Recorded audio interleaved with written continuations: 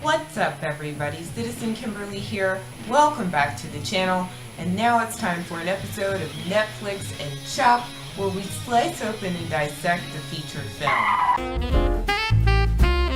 Today's feature we're going to be discussing is a 2015 horror named A Christmas Horror Story. So just as a precursor to me discussing the initial plot, the story is kind of a hodgepodge, but let's just hop into it in light of the Christmas spirit that is upon us. So the movie starts off and we kind of see the back of what I would interpret as a Viking Santa.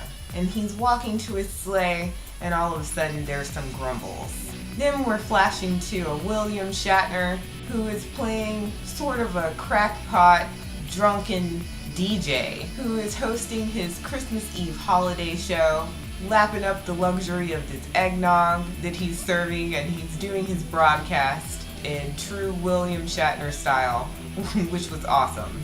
And while William Shatner is telling the story, we are then introduced to several other scenarios within the story.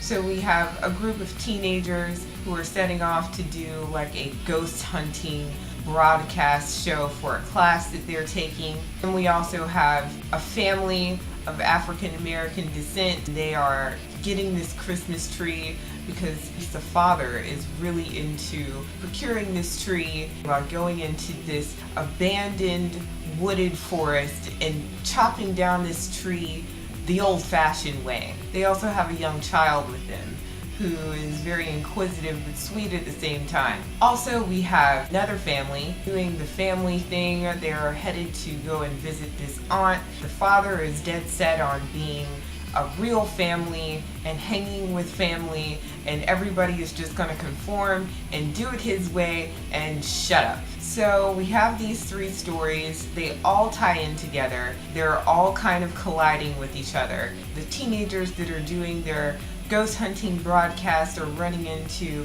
entities within this school that is an active school, and of course within the school there's a hidden corridor where some murders took place. The African American family, the father coincidentally was the police officer who found the set of murders that went on with the teenagers who are now doing their paranormal investigation show.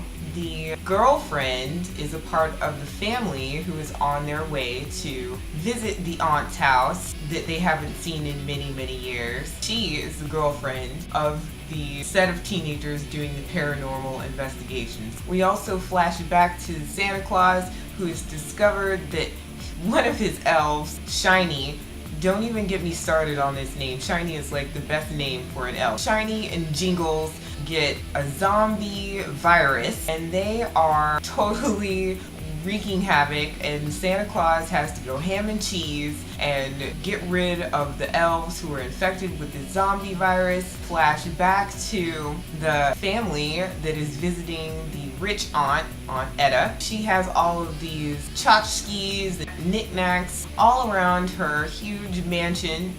The brother of the family is kind of a little jerk. He picks up this particular tchotchke and he's looking at it. People are like, no, put that down. But he's like, I don't care. He breaks the tchotchke on purpose. The tchotchke is actually a Krampus, and if any of you know what a Krampus is like the complete antithesis of the Christmas spirit. So Krampus is like this evil demon, this evil spirit that hates Christmas. We are under the impression that this child has now broken the tchotchke, and now it's a ballroom blitz because the spirit of Krampus has now been released into the atmosphere. Also, and this is probably one of the saddest stories ever, but the African American family, they've cut down the tree, but in the process of cutting down the tree, when they think all is well and good in this place where they're not supposed to go, of course, their child gets left behind. They search for the child. They can't find the child, but then they do find the child, who happens to have asthma, and when they do find the child, he is different. The group of teenagers that are now investigating and doing their paranormal investigation show, they've now stumbled upon the evil spirits. So now I'm going to leave the plot analysis there after a long-winded explanation of this kind of hodgepodge story. I'm going to go into my thoughts on the film.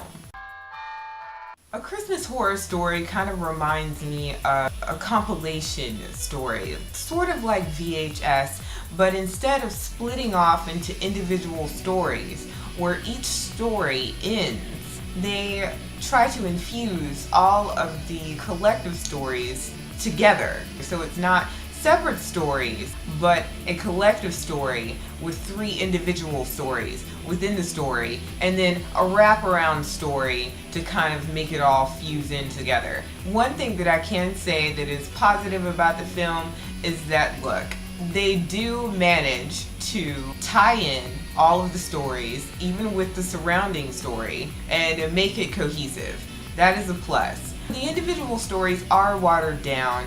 There were 2 sections where I did particularly jump, and that's because the horror elements came to me through another way instead of the way that I expected them to come. So I'm paying attention to a particular element within the film, and I'm expecting the horror to come from that direction, but it actually came from the left.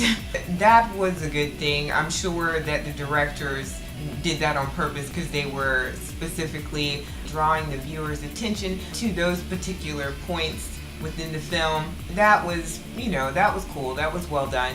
I also think that the viewer could get cheesed out with the fact that Santa Claus is battling zombie elves, but before you go a little bit, cynical or pessimistic as to this film, you'll see within the end that there is a point to the cheesiness of the Santa Claus versus the elves. Rest in peace, Shiny and Jingles. My final thoughts are, look, you're not going to be like sitting on edge thinking that this is the scariest thing that you've ever seen. That's not going to happen, but you will be entertained. It's the kind of film that you can have on while you're entertaining. You have a party going on and you perhaps got a glass of wine or whatever it is that you're indulging in, or perhaps you're doing some Christmas wrapping, you're wrapping some gifts. You can either pay attention to it or not pay attention to it, but it's not offensive because the directors and the writers are not trying to kill your intelligence. This film does exactly what it's made to do, which is just to entertain. And the only thing that I can say is at least they tried to be a little creative with the ending, and at least they tried to wrap everything up and not leave loose ends to where you're just like, well, why'd they do that? And they insulted my intelligence level as somebody who is a thinking person. So you're not going to be disappointed there. I'm not going to say that it's definitely something that you can laugh at, and Merry Christmas on that. I hope you enjoyed this video. I hope you have a really awesome day, and look, it's getting close to the holidays. Why not indulge in some miscellaneous holiday movie that's not flowered and sprinkled with everything that is Christmas? This definitely is for someone who might not like Christmas so much. And it's also for someone who would like Christmas. So it's not, not a turn-off movie. Anyway, I hope you enjoyed this video. I enjoyed making it. I hope you have a really good afternoon, evening, morning, wherever you are in the world. And until next time, if you're into it, watch it.